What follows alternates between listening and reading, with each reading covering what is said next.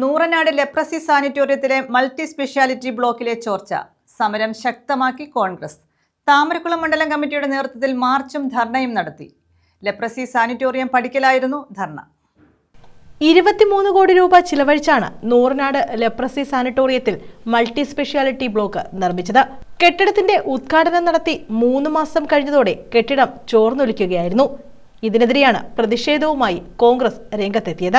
കോൺഗ്രസ് താമരക്കുളം മണ്ഡലം കമ്മിറ്റിയുടെ നേതൃത്വത്തിൽ ലെപ്രസി സാനിറ്റോറിയം പഠിക്കൽ മാർച്ചും ധർണയും നടത്തി. KPCC സെക്രട്ടറി എബി കുര്യാക്കോസ് ഉദ്ഘാടനം നിർവഹിച്ചു.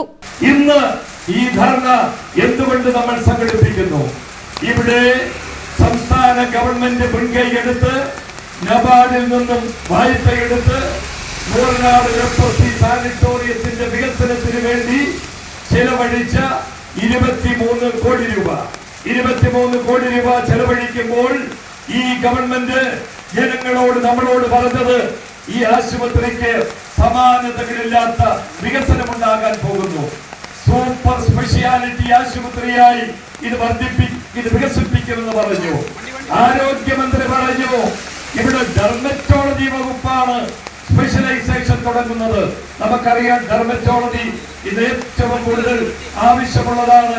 കാരണം സ്കിൻ ഡിസീസസ്, അതുപോലെ അലർജി തുടങ്ങിയ അസുഖങ്ങൾ ധാരാളമായിട്ടുണ്ട്. പക്ഷേ ഡെർമറ്റോളജി സ്പെഷ്യലൈസ് ചെയ്യുന്ന വകുപ്പല്ല ഇവിടെ തുടങ്ങിയത്. കെട്ടിടത്തിന് വലിപ്പുറത്ത് മാത്രമാണ് ഇവിടെ പണിഞ്ഞിരിക്കുന്നത്. അതാണ് ഞങ്ങൾ ഇവിടെ ഉന്നയിക്കാൻ ആഗ്രഹിക്കുന്നത്.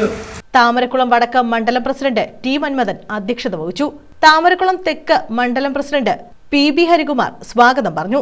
DCC vice president KR Muraleedharan, MR Ramachandran, DCC general secretary Manoj C Shekhar, Nooranad block president Hariprakash, gramapanchayat president G Venu, DCC അംഗങ്ങളായ Anil Raj, Ajayan Nooranad, N Sreekumar, Ibrahimkutty, INTUC regional president Anilkumar, Nishad Naseer, Rajitha Alakananda, PN Shereef, Sivanpillai, Sreekumar Alakananda, Shefeeq Muthethu, Suresh Kumar, advocate Mutharaj, Reni Thomas, Mithil, Y Manoj, Kottukattusseri തുടങ്ങിയവർ പങ്കെടുത്തു.